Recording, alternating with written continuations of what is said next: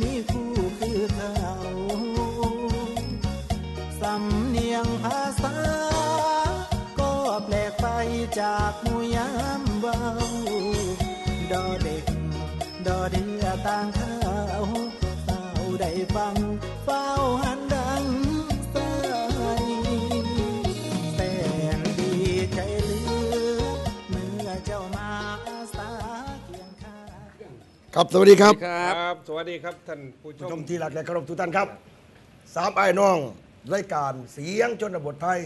ผมจ่าพงศสารคามไอ้ใจชาติเมืองขอนแก่น ครับ น้องไส้หลาเถาะเมืองอุดรว้ยมาเขียนหูติดน้องเถาะมาเห็นไหมมั่งหัวงอกอากลากปันใกล้บักไหวมันเป็นน้องอยู่มาเห็นไหม สามสี สามสี โอ้สามสีสีแซง เสียแซง สามสีแซง เพิ่นสิไปขอเงินเมียไปดัดผม อ๋อ เพิ่นเชียดให้หลายเชียดให้เมียเนี่ย ครับ เมียก็เรียกว่าสิไปดัดผมนี่คือบ่ดัดสันดานมึงว่าซั่นว่า มีอะไรหลายคนตายพอตายผู้ฮักผู้สร้างผมบ่ตายโอ้ยหา โอ้ย เลย นายเดี๋ยวเจ้าเปลี่ยนขึ้นอีบ่มุมเรื่องเมียแต่พ่อใหญ่เถาะ จะให้มันตายเบิดอยากเอาได้เพิ่ม อยากได้เพิ่มเมียหน่อยบ่มัก บ่ มักเมียหลายพ่อใหญ่เถาะผมมีเมียหน่อยนะครับ ผู้หนึงเป็นโรคหัวใจอยู่ผู้หนึงเป็นโรคหัวใจกำลังซ่อมใจอยู่ผมไปบอกว่าผมมีเมียอีกอยู่บางจังหวัดนั้นจังหวัดนั้นจังหวัดนี้สามสี่จังหวัดผมว่าสิให้มันซอกตายเสียเงินประกันนะสรุปเราบ่ตายกินเขาวแซ่บซ้ำ ครับ หน้าแดงจึ้งครึ่งเด้อก ลับมาเก็บความรู้สึกเอาไว้ในใจ คุณมั่ว โอ้ย เครียดนอนกับบ่หลับหมู่เขาเจ้าพาพักผ่อนออกรายการช่วงเช้าพาไปพักผ่อนเอาพอเนี่ยเถาะนั่งจะเครียดอหยังอัดเอา มันเครียดมันเหนื่อย เครียดเมื่อย ครับ ไง ครับ เดินทางหมู่บ้านให้ออกจากบ้านตั้งแต่4 โมงเช้า อือฮึ 3 โมงเช้าของวันหนึงวันรุ่งขึ้นมันจะมาฮอด เออ แต่ต้องขึ้นเบิ่งในเจ้าสิบ่ค่อยเมื่อยจังได๋ แรกไอ้ว่าซั่นว่าเจ้าซื้อตัวข่อยว่าซั่นว่า วางนี่ เพิ่นไปลง เออ บ้านเพิ่นเด้ เออ เพิ่นไปอุดรข่อยลงสารคามเจ้าสิจ้างข่อยจักบาทข่อยสิขับรถซอยมาลงท่าข่อยอยู่บ้านไผข่อยก็โอ้เอาเถาะสิขับรถซอยข่อยก็อุ่นใจ อืม เจ้าฮู้บ่บัดมาฮอด เป็นยังไง ขับไปข่อยประมาณ10 โลนี่ล่ะข่อยก็หลับนะ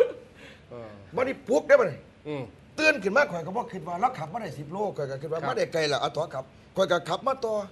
ชี้ไปชี้มาตอนแรกข่อยก็ว่าสิฮอดเมืองพ้นอีก30 โลว่าซั่น อืม บัดนี้ข่อยเลี้ยวเหลียวเบิ่งอีก20 โลถึงเมืองพลพะนะว่า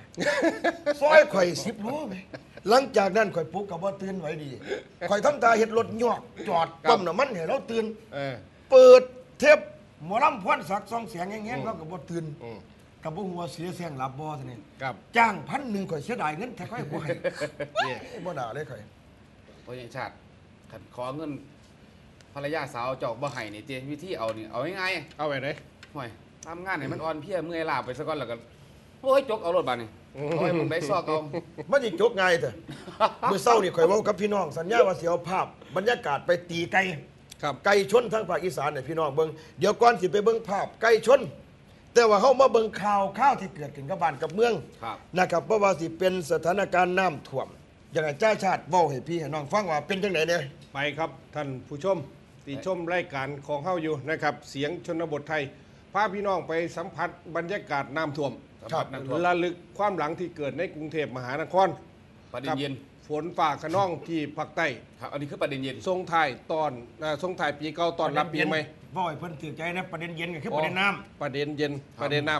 คำว่าประเด็นร้อนนั้นมันบ่ถึงดิ ำแต่ว่ามาหลายโพด เลยเกิดอุทกภัย ครับ ปีนี้ปีมังกรแปลว่ามังกรเหล่นน้ำกับ มังกร ปีชงเฮ็ดจังไหนพอมังกรเหล่นน้ำตกข้ามปีข้ามเดือนตั้งแต่วันที่ 31 มกราคมธันวาคม 2554 จนถึง 2555ปรากฏว่าฝนกระหนำที่จังหวัดสุราษฎร์ธานี300ครัวเรือนถูกตัดขาดครับ และนอกจากนั้นที่จังหวัดชุมพร ปัตตานีน้ำป่าหลากเข้าท่วมบ้านพี่น้องประชาชนอีกจำนวนหนึ่งครับ และส่วนจังหวัดนราธิวาสครับสั่งอพยพชาวบ้าน27ครัวเรือนหนีภัยแล้งกันจ้าละวัน และก็บางท้องที่เส้นทางบางเส้นทางในถนนเพชรเกษมที่จะมุ่งหน้ากลับมายังกรุงเทพมหานครถูกน้ำตัดตอนถูกตัดตอนด้วยน้ำ ครับ บ่แม่นถูกตัดตอนด้วยตำรวจถูกตัดตอนด้วยน้ำปรากฏว่าได้ใส่เส้นทางบางเส้นทางเท่านั้นที่จะเข้าในกรุงเทพมหานคร ครับ กับส่วนจังหวัดยะลาครับน้ จังหวัดยะลานี่มีเด็กเสียชีวิตนะครับเด็ก9 ขวบจมน้ำเสียชีวิตแล้วหนึ่งในขณะที่ประชาชนได้รับความเดือดร้อนกว่า50,000 คนจากกรณีที่ฝนตกหนักในพื้นที่จังหวัดยะลาครับตั้งแต่วันที่31 ธันวาคม 2554 จนถึงวันที่ 1 มกราคม 255 นี่แหละครับส่งให้ปริมาณน้ำในแม่น้ำปัตตานีและแม่น้ำสายบุรีซึ่งไหลผ่านจังหวัดยะลาล้นไหลเข้าท่วมพื้นที่ต่างๆของจังหวัดยะลา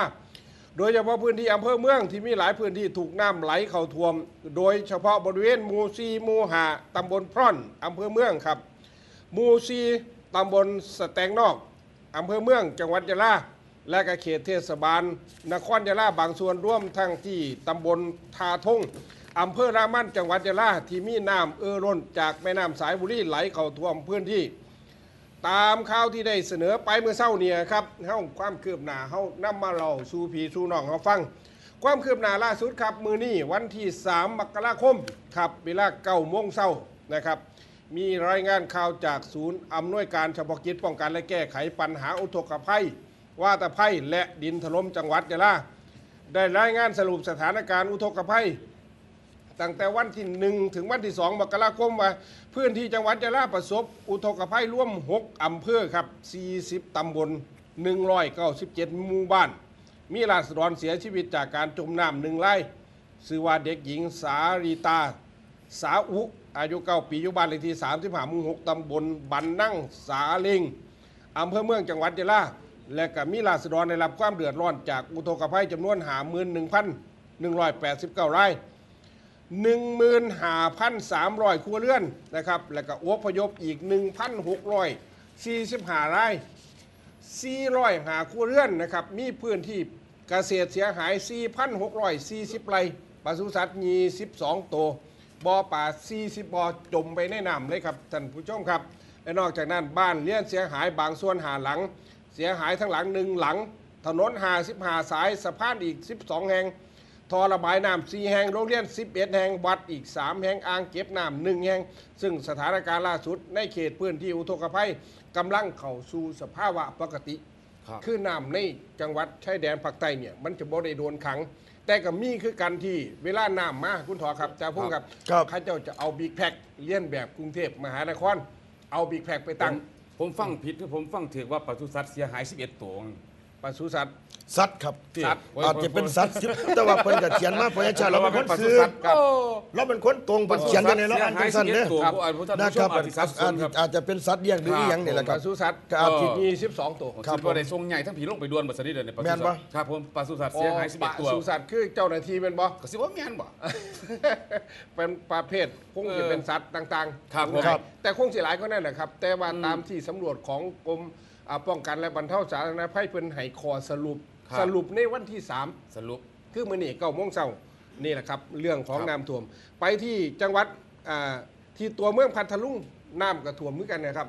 ที่ตัวเมืองพัทลุงนี่ฝนก็ตกหนักนะครับท่วมตัวเมืองพัทลุงร้านค้าขนย้ายเข้าของกันโอลหม่านเหมือนกับเหตุการณ์ที่เกิดในกรุงเทพมหานครและพี่น้องโซนของภาคกลางทางด้านโรงพยาบาลเข็นรถต่ำกันคนเข็นผู้ป่วยเห็นว่าเก็บแอวนี่เศร้าเลยแล่นขึ้นเองนี้น้ำอุลมันครับที่จังหวัดพัทลุงครับคุณถอครับครับผมปริมาณน้ำฝนที่ตกลงมายังหนักในไหลเข้าท่วมถนนทุกสายในเขตเทศบาลเมืองพัทลุงนะครับระดับน้ำเฉลี่ย60 ถึง 70 เซนติเมตรนะครับและยังได้ไหลเข้า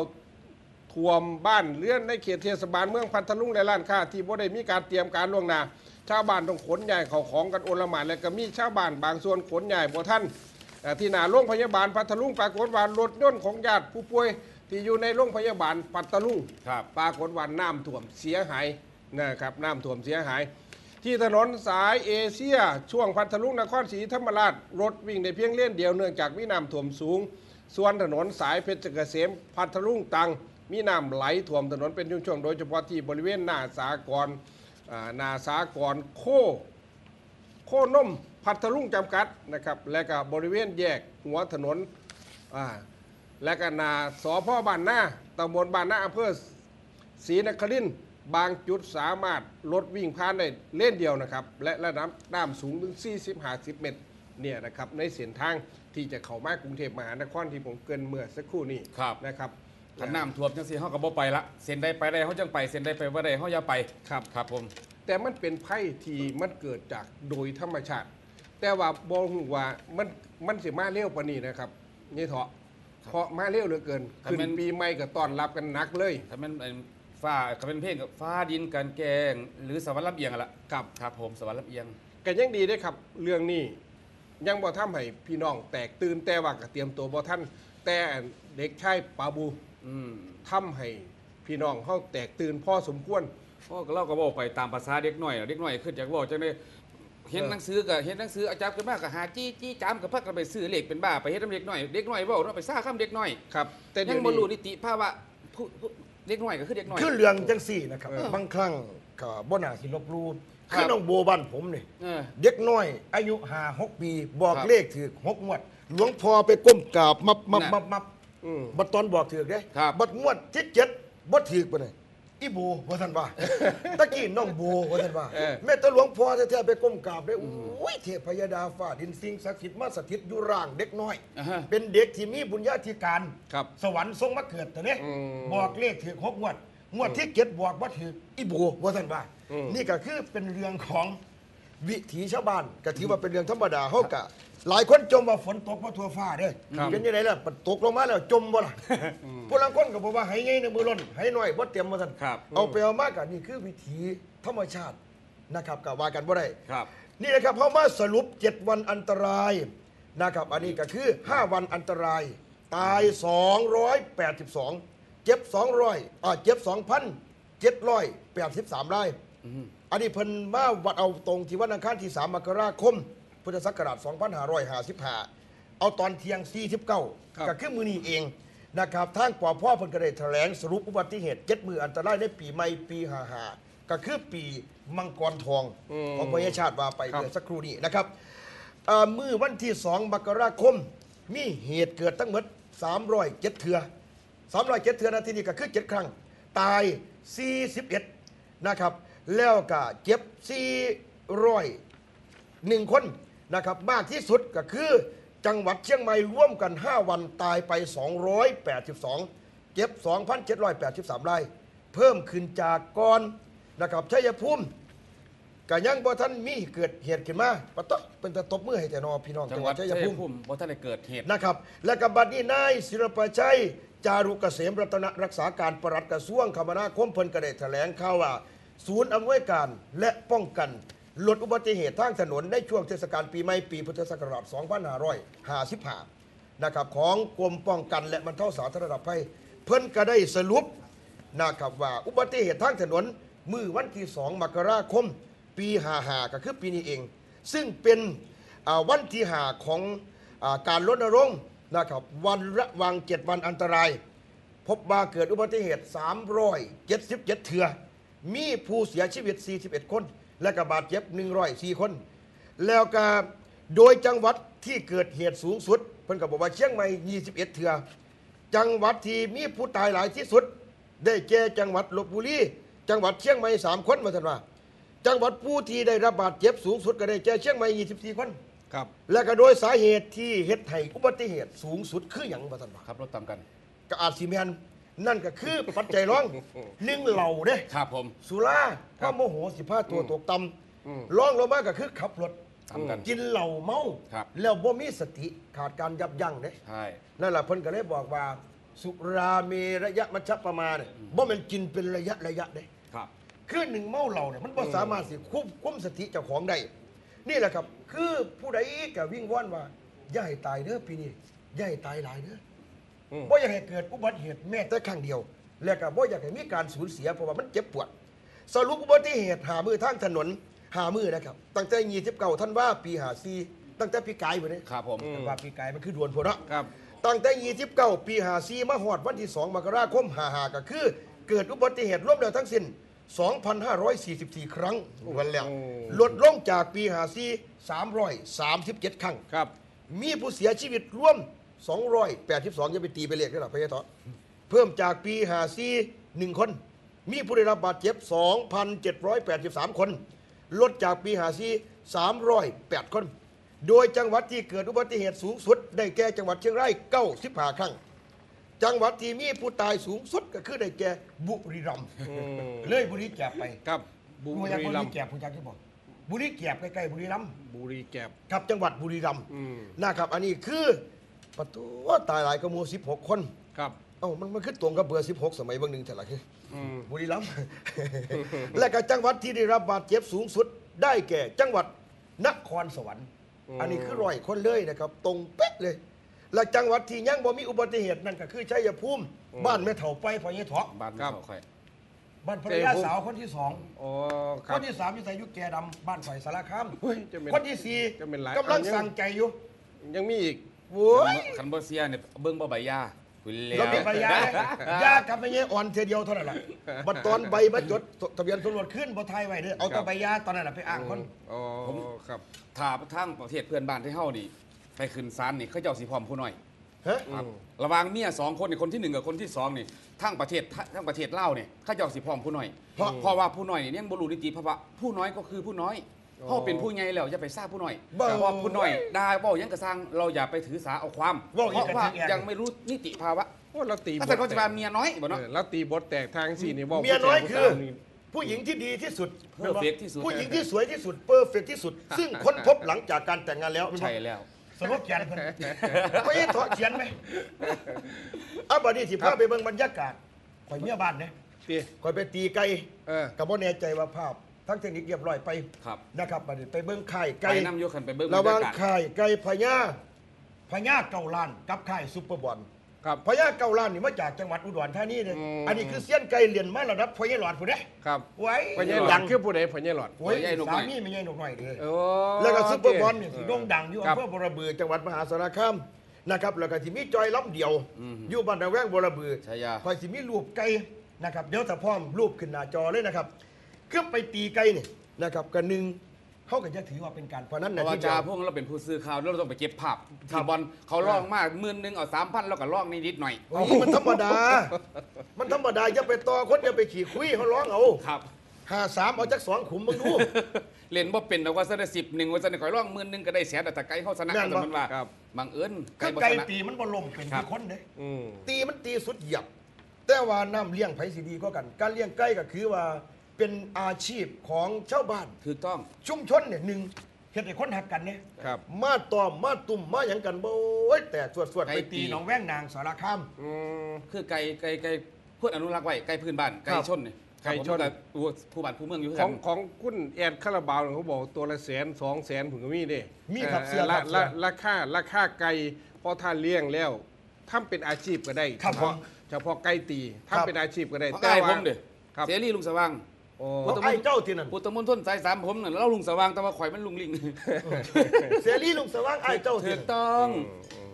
ปัดตัว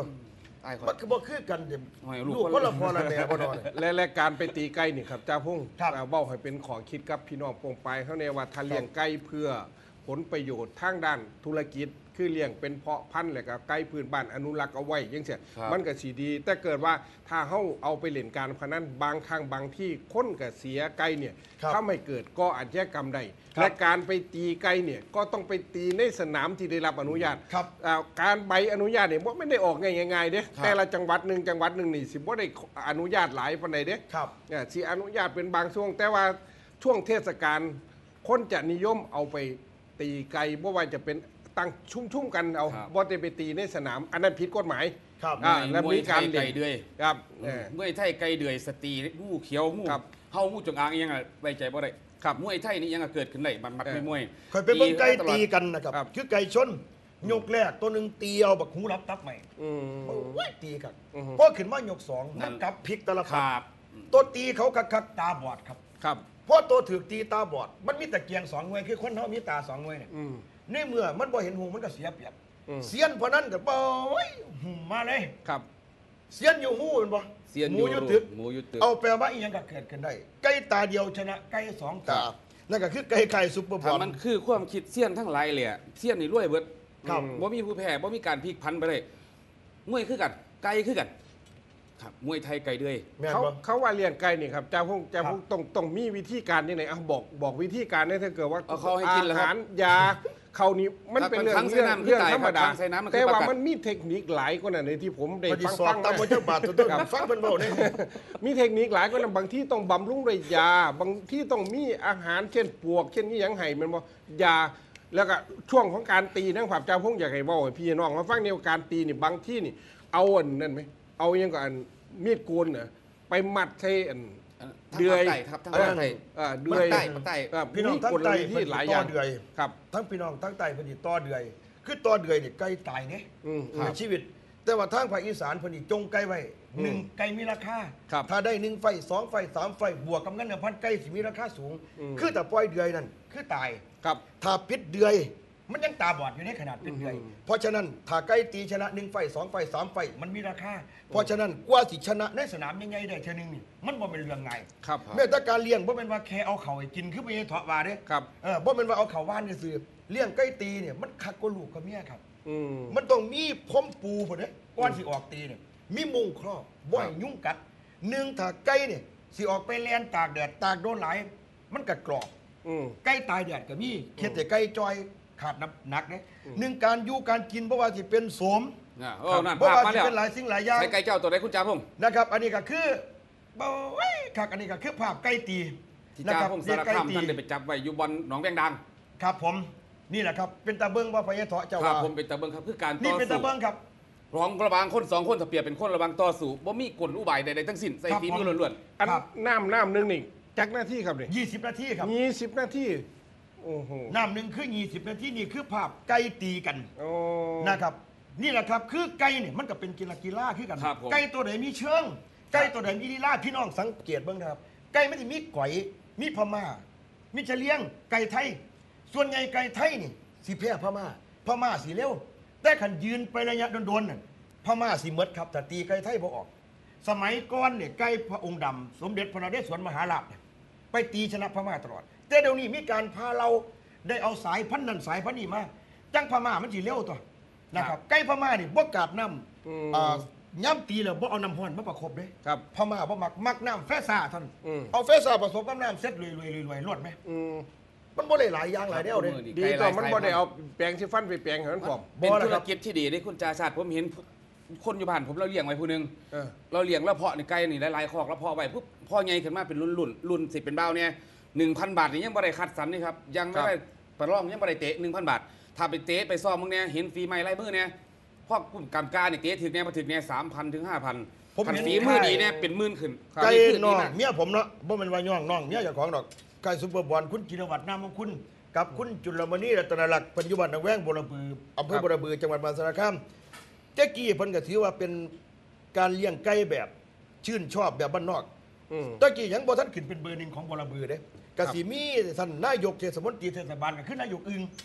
ตะกี้ที่เก่งมีลูกเต๋ามีเสือเลงคือพวกนี้เพิ่นเป็นพี่น้องเพิ่นมีเงินเนาะเพิ่นเป็นคนจีนเพิ่นซื้อไก่ตัวละ100,000 200,000 300,000ข้อไก่เพิ่นเนี่ย8 ล้านเพราะเสือเลงแล้วมีเงินหลายร้อยล้านไก่ตัวละ100,000 200,000เราก็ซื้อทั้งเฮาในบ้านนอกไปเบิ่งสะออนเพิ่นป๊าดไก่เพิ่นคือเก่งจ้ะพอดีซุปเปอร์บอลนี่ก็เลยกับคุณเหล็กอยู่ในบัวระบือนี่เขาพาเราไปลงทุนกันใจซื้อป่ะซื้อไก่แม่มาตัวละ10,000ไก่ผู้ซื้อมา30,000มาผสมในที่สุดไก่เขาเก่งได้ขายตัวละ40,000 50,000 60,000เป็นแสนครับบัดนี้ไปตีบอลใหญ่ดูๆก็เลยเกิดชนะนี่แหละคือยาจกคนจนก็สามารถเฮ็ดให้ไก่ดังได้1เฮาให้ใจมันครับถ้าเฮาหักมันก็หักเฮา1เฮาอยู่กับมันเนี่ยเฝ้ามันพามันแลนสมัยก่อนพากันอุ้มแลนทุกมื้อนี่เพิ่นให้วินวนเด้ให้มันหมุนจนหัวหมุนไก่ตัวไหนเนี่ยคันได้ผ่านลุงจุนได้ล่อไก่เนี่ยผมว่าผมล่อคักไก่แข็งคักแต่ว่าลุงจุนไปเลี้ยงเนี่ยคือคุณจุนมื้อนี้เนี่ยเพิ่นเก่งกว่าเฮาเพิ่นจับไก่หมุนไก่ผมจนสิเป็นลม1ไก่มันจะไปตีสมัยก่อน8น้ำคือ8ยกละ20 นาทีสมัยก่อนเพิ่นสิใส่ขันน้ำจ่อหู้ลุ่มมีการโกงกันลังเทียไก่กรรมการที่แพ้ได้จับขันน้ำลุ่มมันฆ่ากันเลยครับบัดนี้เอาไปมาเขาเลยตั้งนาฬิกาครับตั้งนาฬิกาเลยแม่งยกที่1นาฬิกาบ่มันเข็มซ้ำเลยครับเป็นโจเลข2หน้าจังบอลหนองแวงนางสารคามนี่มาตรฐานบอลว่าปีปทุมนี่ถ้าไก่ผู้ใดชนะบอลว่าปีได้หนองแวงนางสารคามนี่ขึ้น1ในจังหวัดมหาสารคามยาโดบกินได้ทุกชนิดแต่ห้ามทาท่าอะไรครับคือยานมีพวกว่างยาไก่สมัยก่อนเอาน้ำมันเสือโคร่งมาใส่ไก่มันหลอดใต้ปีกมันตื่นเดี๋ยวนี้ขากันบ่ได้ครับเฮ็ดบ่ได้กินบักแตงกินผัก กินกล้วยมือที่ออกตีเนี่ยเพิ่นให้กินข้าวเจ้าเด้บีบเป็นข้าวกล้อง แล้วก็ตำข้าวสารพร้อม ครับ ตำข้าวเปลือกเลยคือข้าวเปลือกว่าเอามาย้อนวานดูดิต้องเอาไปล้าง จำเอาค เอาไปล่าง ใครกันผู้ใดคือสิเลียนไก่ในคุณจาพวกนี้เนาะไก่เราชนะ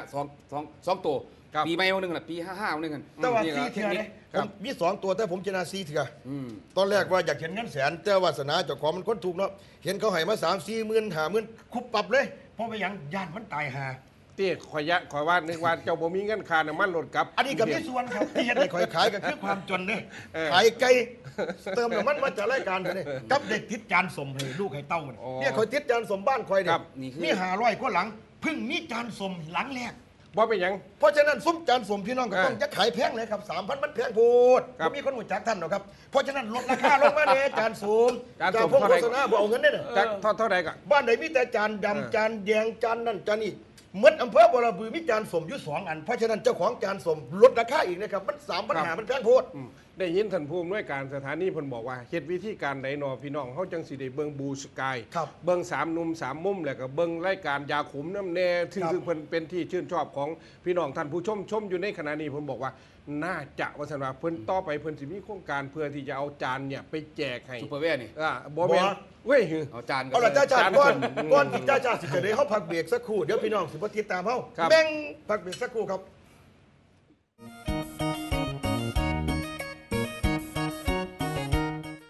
ทำดีเพื่อท่านค่ะ ทำหน้าที่ของเราให้ดีที่สุด คนดีให้กับ มีอะไร ใน ที่ หลวง ทำให้ ท่านยัง พ่อชื่นใจ ทำจะตั้งใจทำหน้าที่ของตัวเองให้ดีที่สุด โครงการปิดทองหลังพระ สภาพปัญหาก็คือว่าพี่น้องประชาชนไม่มีน้ำใช้ เราก็ทำอย่างไรถึงจะหาพื้นที่ที่กักเก็บน้ำสืบสารเอาแนวพระราชดำริของในหลวงมาคือโครงการแก้มลิง เพื่อสำรองไว้ใช้ในช่วงภัยแล้ง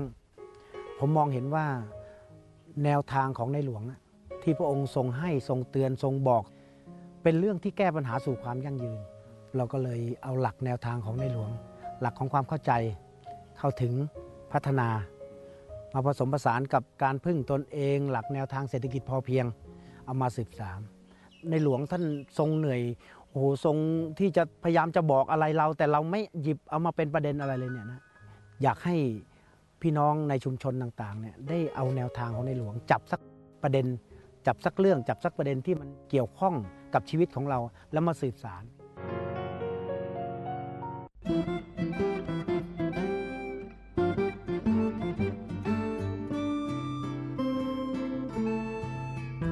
สถานีโทรทัศน์ Blue Sky Channel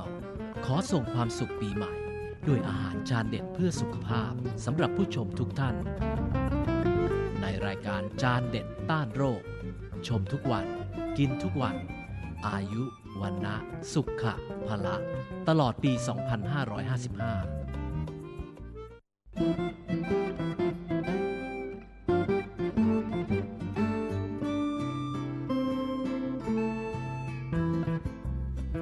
ใครมีอาการเป็นหวัดใบมะขามอ่อนคือยาชั้นดีเลยค่ะ ต้มยำไก่ใส่ใบมะขามอ่อนที่มีทั้งไก่เนื้อนุ่ม พร้อมใส่ข่าและเห็ดที่มากคุณค่าทางอาหาร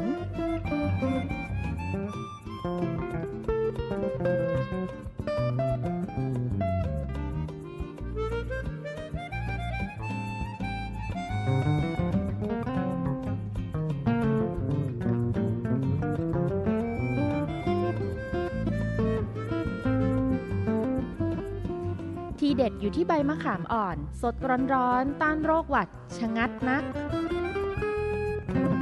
เมนูกลิ่นหอมชวนรับประทานแถมประโยชน์คับข้างขนาดนี้ ต้องร้องขอข้าวสวยเพิ่มแล้วล่ะค่ะ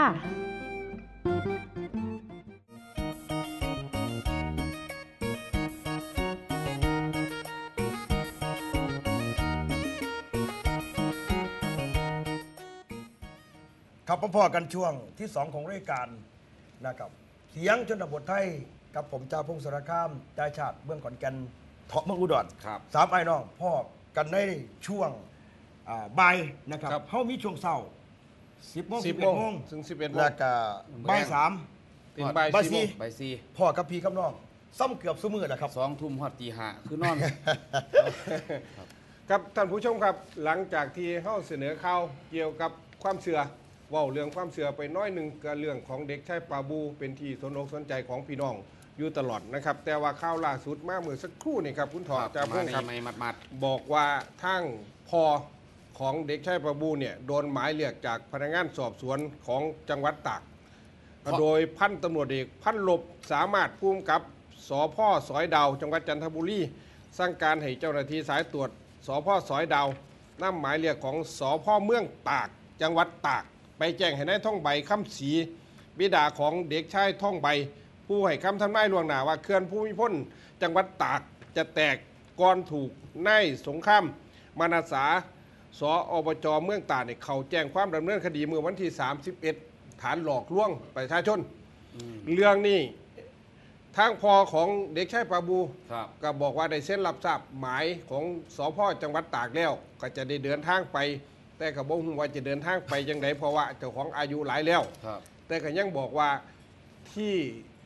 ได้เอาคำทำนายของเด็กชายปาบูมาเล่าเนี่ยนะว่าด้วยความบริสุทธิ์ใจว่าด้วยความบริสุทธิ์ใจเท่านั้นแต่ว่าคนพ่อธรรมดาเนาะเรื่องของจังซี่นี่มันคือหมายความว่ากาเจ็ดศพก็คือกาเศษศพธรรมดาพ่อเว้าไปแล้วคนก็แตกตื่นว่าอันบ้านอันเขื่อนผู้มีพ้นจังหวัดตากนี่จะแตกจริงๆแต่ก็ยังมีพี่น้องเขาบางส่วนนะครับคุณถอจ่าพงศ์ครับไปเข้าดาวที่บนหลังสันเขื่อนเลยบาบ่เสืออันนี้คือพวกนี้ท่าทายตอนเด็กชายปาบูเล่าเอาไว้นั่นเล่าอายุจะขวบกะสิน้อยๆอยู่จนว่าทราบว่าเด็กชายปาบูนี่ยังเสียชีวิตแล้วตายแล้วตายจะโดนแล้วกับ33 ปีขึ้นหลังพุ่นเนาะครับ33 ปีขึ้นหลังพ่อก็เลยจำได้พ่อเด็กชายปาบูนี่ก็เลยบอกว่าลูกเจ้าของนั้นได้หลงปากเว้าท่านใดทำนายไว้นั่นละได้หลงปากเว้าไปว่าทั้งสันนสิว่าเขื่อนสิแตกอีพ่อสันนสิในมือนั่นเท่านั้นครับก็เลยถือเป็นเรื่องจริงจังไปบัดในสุดท้ายก็เขามาหาตัวเจ้าของจ่อยก็ถือว่าเป็นผู้มีอิทธิพลทางด้านความเชื่อถือเด็กแค่ปาบูนี่นะว่าเด็กว่ากับฉากมาเกิดแล้วพ่อบอกยังคนกับสนอกสนใจเพราะว่าวิถีไทยก็คือเสือในเรื่องเรานี่คือกันกับเสือที่ว่าพี่น้องเขาไปกราบนมัสการหลวงพ่อปากแดงที่จังหวัดนครนายกช่วงของปีใหม่ที่ปากดำเจ้าคณะจังหวัดนครนายกนี่เพิ่นก็ไปเพิ่นก็ปะพรมนำมนต์ให้กับพี่น้องประชาชนซื่อแต่ว่าผู้บางคนพ่อกราบนมัสการหลวงพ่อปากแดงน่ะไปเสี่ยงเสี่ยมซี่อีหยังเห็นนะไปเสี่ยงได้ตัวใดก็เอามาซื้อปรากฏว่ามันถูกแม่นนี่เป็นความเชื่อของพี่น้องประชาชนนะครับว่าก็มีเอาเด็กหน่อยมาขี่ข้อสูบยาปลุกตวนมันเป็นตายหรือเปล่าก็นี่ก็คือความเชื่อนะครับของคนตั้งแต่กี้บ้านผมกับมีคือกันพระธรรมเด็ดก็คือผู้หนึ่งนะครับที่อยู่ชาวบ้านเรากินยาโคดิดอนเนี่ยเรากินยาโคดิดอนตอนนี้กลับไปกลับมาล่างท้องทันเนี่ยเราก็ตายแล้วก็เป็นปั๊มเปิดล้างคนกับว่าได้นะเป็นบ้าแต่อีหลีแล้วเราก็ดีเนี่ยเราเห็นเบียดเห็นงานได้มือสันวันดีแล้วก็จิสักลงมาพระศรีอานมาเข่ามาทันว่า563มาทันว่าบ้านคอยแตกตื้นไปซื้อเลขนะครับผู้ละคนขายงัวกาคุ้ยไปซีเนี่ยแล้วก็นั่งสักเขาก็เคยเป็นเราเป็นคนเรียบร้อยหลายคนเสือ356สมมติว่า356กันบ้างซื้อเยอะๆเลยซื้อเยอะๆเลยมาทันว่าบัดเลาะใกล้สีเลขออกผู้ละคนเหมือนงัวเหมือนคุ้ย2 ตัว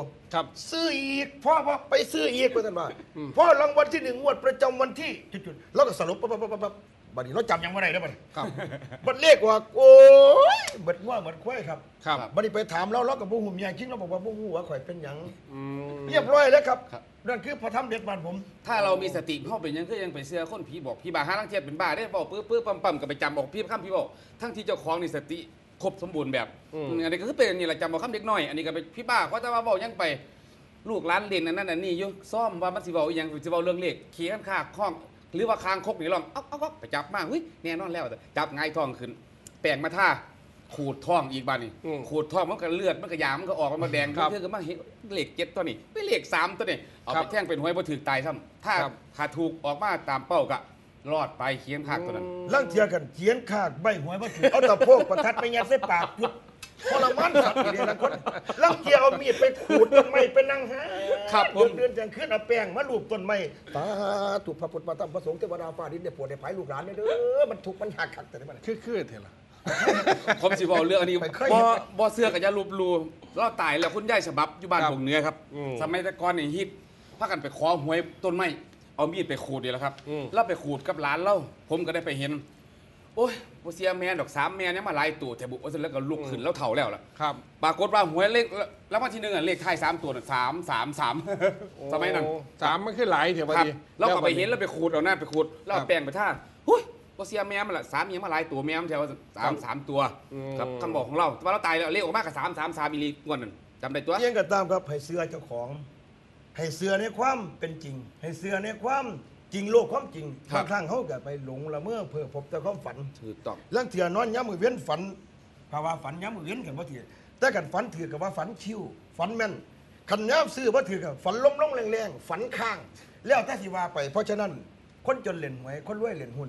แต่ว่าบ่ได้ห้ามหรอกครับ มันก็คือห้ามคนนอนน้ำกันนั่นแหละมันห้ามบ่ได้ ห้ามน้ำ แต่ว่า บ่ได้ เขาก็เบาๆเผาๆบ่เป็นว่าเป็นหนี้เป็นสินเอาเฮี้ยนไปจำผมก็เคยมีประวัติแบบนี้ประวัติ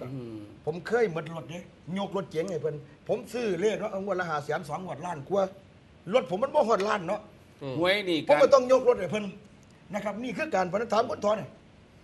เพิ่นมีประสบการณ์เชี่ยวชาญ ถือว่าเป็นวัฒนธรรมทางตะพอตะแม่เฮาสืบเนื่องกันมาว่าหวยนี่ บ่ บ่ว่ามันเริ่มเกิดจากสมัยใด เป็นความต้องการของ ผู้ใดเป็นผู้ริเริ่ม โอ้จังซี่พ่อใหญ่ทอเพิ่นถามจังซี่ว่า ครับ ผู้ใดเป็นผู้กำเนิดหวยก็คือใกล้กับใครนั่นน่ะสรุปแล้วเฮาบ่รู้ครับ เนี่ยบ่ลูกก็ถือว่าพ่อแม่เฮาพาหลินมาพ่อก็ต้องลูกหลานนี่ก็ถือว่าอนุรักษ์วัฒนธรรมที่พ่อแม่สืบสานไปแต่ว่าเอาพ่อหอมปากหอมคอปฏิวัติลืมวัฒนธรรมท้องถิ่นผมจำความได้ผมก็เห็นพ่อใหญ่ผมฟังวิทยุแล้วนะเลขนี่แสดงว่ามาตะโดดเติบอยู่ เดี๋ยวนี่ ครับผมก็คือว่าเขาสิไปลบเลียนบ่ได้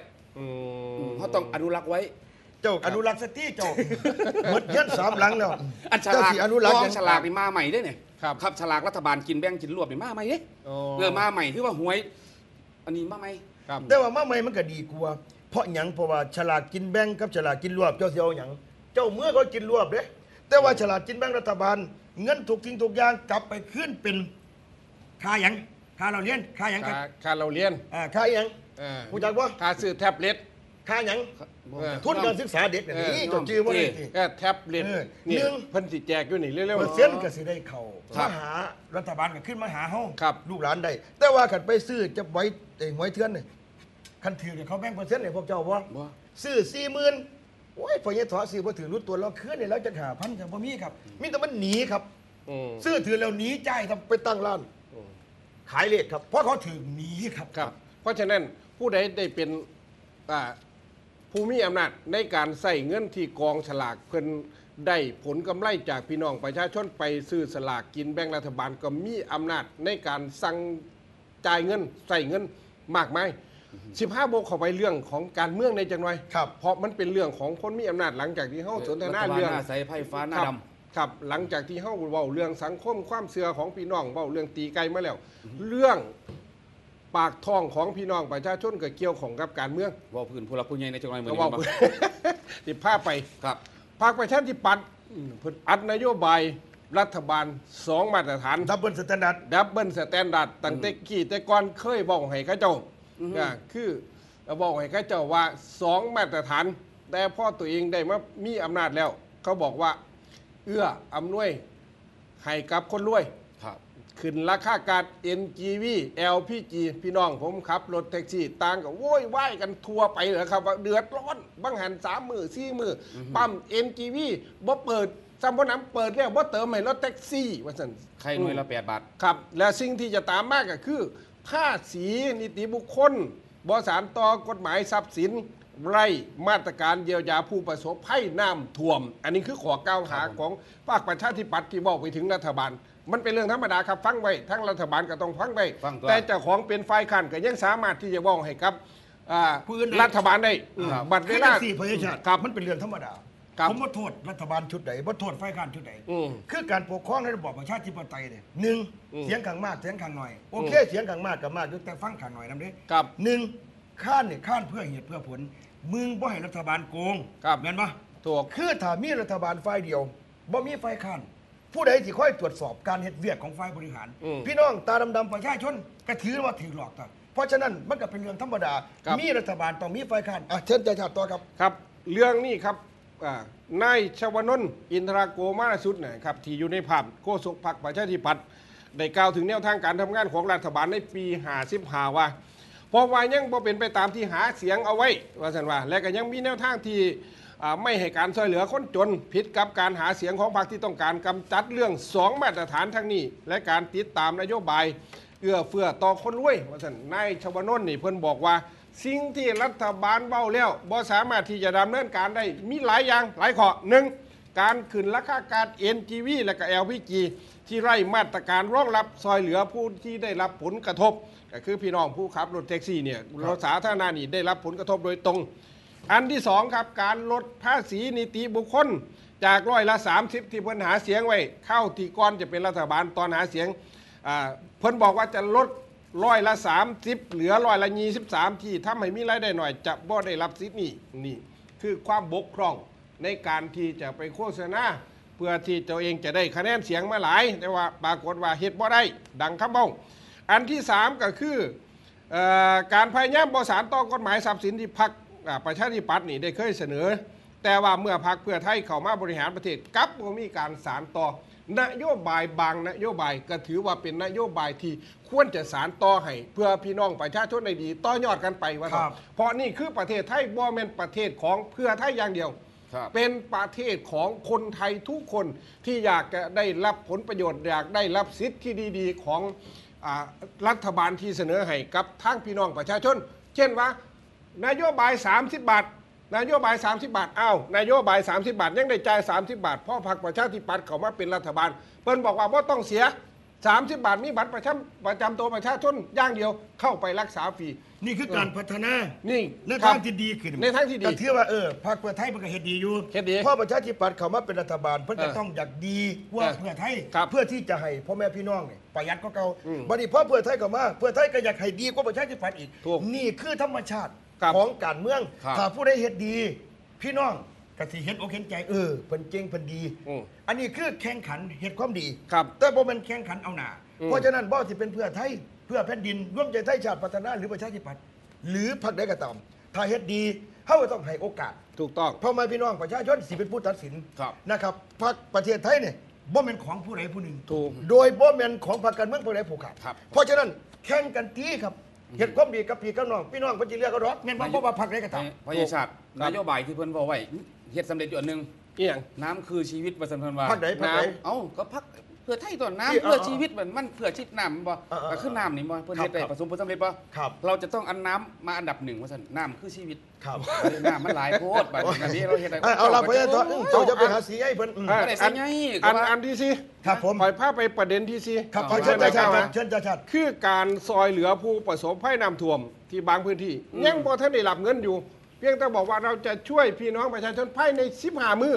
20 มื้อหรือว่า30 มื้อแต่ปรากฏว่าน้ำลดไว้แล้วเป็นเดือนครับแถวเมืองนนท์นี่เขาเจ้าผมไปแล้วก็พี่น้องได้พ่อพบปะกันเจ้าได้ยังเงิน5,000ยังเซตมากองดองรายการนี่มีการเซ็นไว้เรียบร้อยแล้วพี่น้องที่ประสบอุทกภัยหมู่นั่นหมู่นี่เพิ่นเซ็นเอกสารหลักฐานไปมัดแล้วบัดนี้สิไปร้องไผบอกให้ไปร้องศูนย์ดำรงธรรมศูนย์ดำรงธรรมเพิ่นสิจัดการให้โอ้ยผมถามจังซี่ครับรัฐบาลเป็นอีหยังก็ต้องให้พี่น้องผมไปล่ะในเมื่อท่านมีนโยบายอยู่แล้วเป็นหยังจังบ่เข้าไปหาพี่น้องเอาหม่องนี้ได้ยังหม่องนี้ได้ยังหม่องนี้ได้ยังมีหม่องใดแน่จับหม่องทุจริตได้พญาชาติท่านได้มีจักหม่องแม่นบ่แต่ว่าทุจริตแน่นอนแต่ว่าพระได้จับได้จักหม่องกองเฮียนประหลัดผู้ใดผู้เดียวเพื่อนกัน5,000 ล้านครับผมอวยพรให้นำหามาให้พี่น้องประชาชนผู้เพิ่นเดือดร้อนไว้เพิ่นก็อวยพรให้อยู่ให้รัฐบาลหาให้เห็นพ่อว่าไปอยู่ไสครับต่างบุคลากรของพรรคประชาธิปัตย์หลายผู้หลายคนครับเพิ่นเป็นห่วงบ่ว่าเรื่องแก่ NGV เรื่องการซอยเหลือพี่น้องที่ประสบอุทกภัยน้ำท่วมนอกจากนั้นนายวิราชจันทราพิทักษ์สสกรุงเทพมหานครผู้ซึ่งเคยอภิปรายการทำงานของสปภคือสิรู้จักนะศูนย์ป้องกันและบรรเทาสาธารณภัยในช่วงน้ำท่วมนี่แหละเพิ่นว่าถึงการจัดซื้อจัดจ้างสิ่งของช่วยประสบอุทกภัยกับในการพิจารณางบปี55วาระที่2ที่จะเข้าประชุมในมื้ออื่น4 มกราคมครับเป็นห่วงเรื่องงบฟื้นฟู100,000 ล้านที่เป็นข้าวมากและก็ยังบ่ชัดเจนในการปฏิบัติทางนี้ตนเคยอภิปรายเรื่องความผิดปกติในการจัดซื้อจัดจ้างแต่วันนี้ครับเพราะว่ามีบางส่วนแสดงความถึงความบ่โปร่งใสเช่นว่าย่านฟังทนมีการจัดซื้อเรือซอยผู้ประสบภัย16 ลำเรือไฟเบอร์13 ลำเรือเหล็กอีก3 ลำแต่จำนวนนี้บ่มีการแจกจ่ายให้กับชาวบ้านลงบัญชีว่ามีการซื้อ อันนี้ก็ต้องมีการตรวจสอบกันก็ถือว่าเป็นเรื่องดีนะครับรัฐบาลก็ต้องออกมาชี้แจงข้อเท็จจริงมาเป็นจังไดเพราะว่าท่านอย่าปล่อยผู้อื่นว่าได้ด่วนมันเสียหายถ้าเป็นผมก็ต้องเครียดเด้แต่มันบ่แม่นเพราะฉะนั้นความจริงว่าเป็นความจริงเดี๋ยวเพิ่นสิออกมาแก้ไขนะครับแล้วก็บัดนี้มาฟังข่าวครับพ่อใหญ่บิ๊กจิ๋วนะครับผู้ลางคนบอกว่าพ่อจิ๋วหวานเจี๊ยบแล้วเป็นคนเบาดีเบามวนจิ๋วหวานเจี๊ยบทงลูกแล้วเบาดีตัวแล้วเป็นคนเบามวนลูกเพิ่นเปิดตัวหลานสาวชื่อว่าคุณเพิงว่าซั่นพึ่งถ้าภาษากลางเรียกว่าพึ่งแต่กันภาษาอีสานเรียกว่าเพิงภาษาเขมรขมุมนะครับลงสมัครชิงนายกอบจนครพนมครับเมื่อวันที่3 มกราคม พุทธศักราช 2555 เวลา 10 โมงเช้า59 นาทีมื้อนี้บ่ครับผมมื้อนี่แหละครับ3 มกราคมอยู่บ้านเลขที่ 2 ถนนสุนทรวิจิตรเทศบาลเมืองนครพนมท่านพลเอกชวลิตยงใจหยุดนะครับอดีตนายกรัฐมนตรีเพิ่นก็ได้เปิดตัวหลานสาวหักหลานสาวแพงเพิ่นนั่นก็คือนส.นัทพัฒน์นะครับนัทพัฒน์ยงใจหยุดหรือคุณเพิงซึ่งเป็นหลานสาวลงสมัครแข่งนายกอบจ.จังหวัดนครพนมนะครับแล้วก็ซึ่งตำแหน่งเพิ่นสิหมดวาระนี้8 เมษายนเนี่ยใกล้แล้วเนี่ยครับผู้เก่าเนี่ยโดยมีสสนครพนม4 คนก็คือคุณไพจิตรศรีวรขานแล้วก็คุณยุทธนาเรื่องวรบุญแล้วก็คุณชูกันกุลวงศาแล้วก็มีนางมนพรเจริญศรีครับซึ่งเป็นสสพรรคเพื่อไทยเป็นผู้ให้การสนับสนุนระหว่างข่อยเห็นอยู่ฝ่ายสารคามครับนายกยิ่งยศอุดรพิมพ์มาลงสสอยู่พรรคหนึ่งแต่ว่าแพ้เด้ครับเป็นนายกอบจมาลงสสแพ้พรรคเพื่อไทยแต่พอพรรคเพื่อไทยมาลงนายกอบจแพ้เล่าแพ้เนี่ยเล่าคือการเมืองระดับประเทศกับการเมืองท้องถิ่นบ่คือกันการเมืองท้องถิ่นผู้ใดคุกขี้ทีมงขุดหัวเล่าเก่าหัวหยาขุดหัวไม่ไงหัวต่ออยู่กับพี่กับน้องเนี่ยโอ้ยพี่น้องเบิ้งก็พี่น้องคนเอาแต่ว่าการเมืองระดับชาติเนี่ยเขาเบิ้งนโยบายเป็นหลักนะครับอันนี้ก็คือการบ่ฮู้ว่าผลสิออกมาจังไดสิเป็นมูหรือเป็นจานะครับแล้วก็คุณสมชอบนิติพลครับซึ่งเป็นนายกอบจนครพนมคนปัจจุบันเราบอกว่าเมื่อหมดเวลาแล้วตนจะลงสมัครนายกอบจอีกคือเก่าแชมป์เก่านะครับโดยเพิ่นได้วางทีมงานไว้เรียบร้อยแล้วรู้สึกหนักใจกับเป็นเรื่องธรรมดามีคนถามว่าหนักใจบ่สู้กับยักษ์มันก็ธรรมดาครับคือเราก็บอกว่าเป็นเรื่องธรรมดาเพราะว่าครูต่อสู้เป็นหลานอดีตนายกรัฐมนตรีตนบ่ประมาทพยายามหาเสียงแต่ผมว่าคนที่เป็นนายกเนี่ยถ้าที่ว่าตรงตามเชิงมวยเนี่ยถ้าสมมุติว่านายกผู้เก่าเฮ็ดดีได้เป็นบ่ครับ1เข้าอกเข้าใจพี่น้องประชาชนซอยเหลือเกื้อกูลบ่เป็นยามไฟแม่ป้าจังเห็นหน้าหนูเด้ไฟน้ำท่วมหูจังเห็นหน้าจิรอบ่จะเป็นตัวแทนพอดีครับพอดีข้าเรียกผมได้เลือกฉันได้ครับแต่ว่าถ้าเป็นผมเนี่ยโอ้ยผมเฮ็ดดีๆครับนโยบายจับลงไปครับ1ไปถามพี่น้องถนนหนทางไฟฟ้าประปาอาหารยารักษาโรคปัจจัย4เนี่ยนโยบายที่หาไว้พี่น้องประชาชนต้องการมันบ่ได้ไกลเลยนะครับน้ำไหลไฟแสวงไฟสว่างบ่แม่นพินลิ้นบ่แม่นพินลิ้นพ่อที่ไปหาเสียงพ่อไปจำไข่ต้มไข่จำบองปลาแดกกับพี่กับน้องแต่ว่าเขาเรียกว่าพินลิ้นถ้าเฮ็ดบ่ดีบ่ครับแต่ถ้าสมมุติว่านายกคนเก่าละหลวมก็มีสิทธิ์แพ้ได้แต่ว่าถ้าหากว่านายกคนเก่าเฮ็ดดีครับพรรคใดก็สู้บ่ได้ครับเพราะว่านี่คือเห็นมาหลายแล้วการเมืองระดับชาติกับการเมืองท้องถิ่นนี่ต่างกันเนี่ยครับบางทีสีแดงต่อสีแดงสู้กันแล้วเจอแดงกับเหลืองเหลืองกับน้ำเงินอันนี้ก็หลานท่านพลเอกชวลิตก็เคยไปลงสสอยู่อำเภอศรีธาตุดร.ณัฐกมลก็ยังเคยแพ้มาแล้วหรือดร.แพ้นายอุดมเมธสวัสดิ์ทั้งทีอุดมกับซ้ำเด็กวัดผู้หนึ่งแต่ว่าชนะพลเอกชวลิตนี่อันนี้มันโมแน่นะครับเพราะว่าการเมืองมันขึ้นอยู่กับพี่น้องเจ้ากับไปบอกขี้ลายแล้วมันการเมืองเนี่ยมันขึ้นอยู่กับพี่น้องครับโมเมนต์ว่าเป็นผู้ว่าจะเป็นเก่งผู้แปลเก่งคือพอเนี่ยผู้ลังคนเป็นลูกนายกที่เก่งคือพอมันกับโมแมนแต่ใจตีข้อนึงนะครับมันก็ยังบ่เก่งสู่ตัวได้มันยังมีตัวเก่งตัวบ่เก่งกับว่าสิบอกสู่ฟังยักษ์ส้นยักษ์สู่กับยักษ์กับบ่ต้องยามเพราะไงอุดมนี่วาสนาสตาคนเนาะอุดมตะกี้เราอุดมเมนสวัสดิ์เด้มาเปลี่ยนชื่อเป็นเกียรติอุดมเมนสวัสดิ์ก็คือไอ้ดมนี่ละบ่แม่นเราชื่อไอ้ดมบากบันอุดมบากบันอุดมบากบันเนาะครับนี่คือวาสนาลักษณะก็คือพ่อใหญ่จ่าชาตินี่แหละครับไปมองได้ยืมมองนั้นยืมแล้วบ่มีใจนี่หมูหน่อยเพราะได้เส้นมองได้เส้นไปคากินครับนี่คือนิสัยของเอาละจะบ่ไปนะบาทนี่บ่ได้เปลี่ยนทิศเดี๋ยวมิดเปลี่ยนทางนะได้เปลี่ยนเพราะหยังก็แบบโอ้ยดร.เกียรติหลายพวดผู้ไปเชี่ยเล่านั่นพ่อมันจะไปตัวเอาเงินพ่อจิ๋วบัดว่าต่อไปอันนี้ผมว่าอะไรว่าให้พ่อทุบไปน้ำพ่อเด้อครับว่ามันเบิดทั่วประเทศไทยว่าต่อไป ได้เป็นได้นอนเสียงพ่อลูกหลาน นอนมา นอนมา ผู้ลังคนอยากประจบพญา แค่ จิ๋ว มื่นเดียว คุณพ่อครับว่าท่านว่าคิดว่าพญาจิ๋วสิมีเงินหลายคุณพ่อครับเราชนะแน่เรานอนมาเลยคอยบอกว่าเฮ้ยระวังนอนจุดถูกมาพร้อมเด้อเอากุศลาทำมาได้มาตลอด กาเอื้อนจ่าพงลูกถอดไปกินข้าวว่าแต่เพิ่นก็ให้เอาไปกินขนมเจละ2-3 มื้ออยู่เพิ่นก็ให้ โอ้ยเจ้าจะว่าแบบนี้เป็นฟ้องมิตรประมาทดิเขาก็เคยเรียกรับอามิตรสินจ้างเขาได้รับเงินเขาก็กินออกมื้อ2 มื้อก่อนคอยกินมันต้องกิน7 หลักบุญแล้ว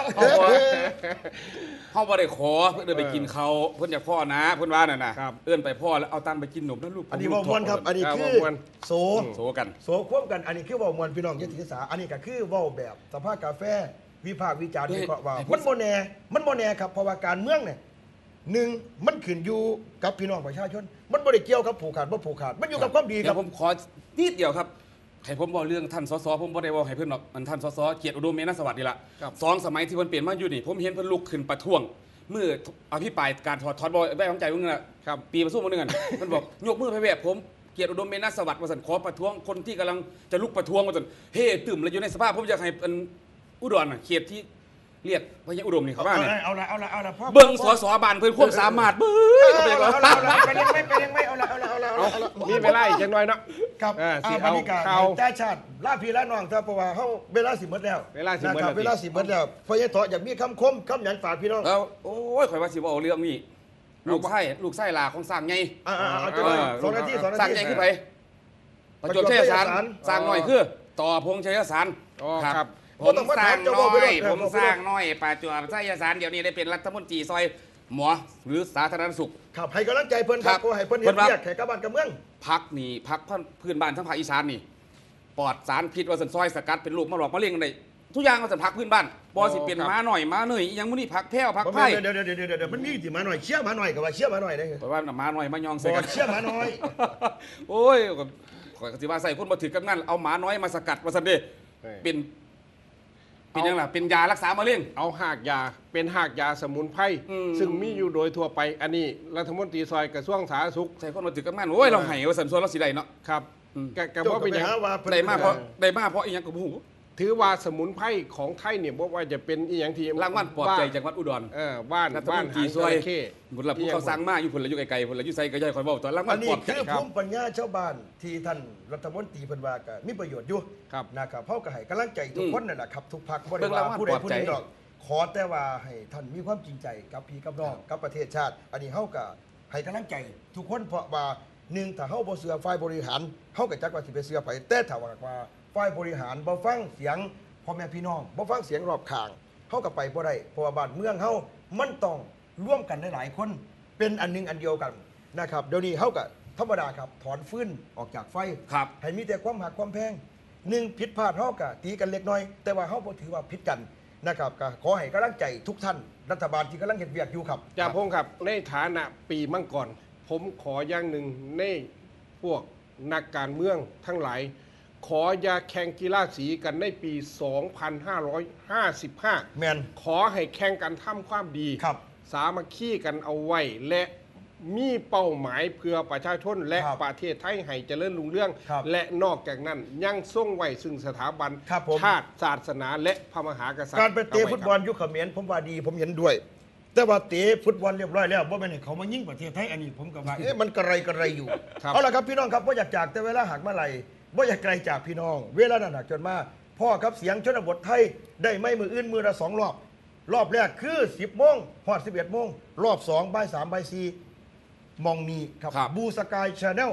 จากพงศธรครับจ่าชาติเมื่อก่อนกันเทาะอุดรอลาพระจากไปสวัสดีครับสวัสดีครับ